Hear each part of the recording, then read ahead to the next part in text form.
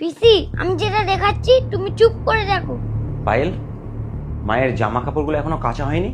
আর কটা কাজ করব? আমি তো আর দশা বুঝে না, আমার দুটো হাত। তোমার কাজ, ছেলের কাজ করতে করতে আমি হিমশিম খেয়ে যাচ্ছি। তাহলে কি আমি এখন কাচতে যাব? হ্যাঁ তাই যাও, তোমারই তো মা, তুমি কাচবে না তো কে কাচবে? তার মানে তুমি কি বলতে চাইছো? আমি এখন অফিসের কাজকর্ম ছেড়ে বাড়ির কাজ করব, মায়ের জামা কাপড় কাচবো? ওই জন্যই বয়স হয়ে গেলে শ্বশুর শাশুড়িকে সবাই বৃদ্ধাশ্রমে দিয়ে আসে। নিজেরা তো কিছু কাজ করতে পারবে না, উল্টে জ্বালাতন করবে। ঠিকই বলেছো বৌমা, আমিও বলবো বলে ভাবছিলাম। আমারও আর একা একা ভালো লাগে না।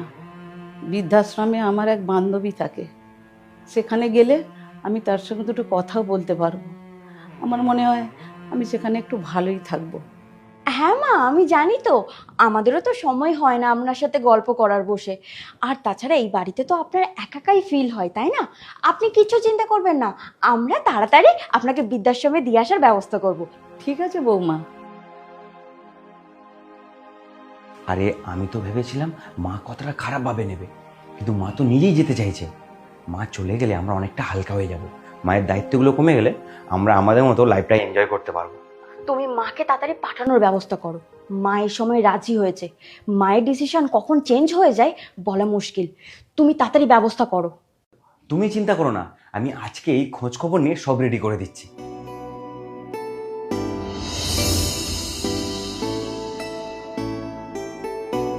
এই বাবু, তুই ব্যাগ থেকে সমস্ত জিনিস বের করছিস কেন?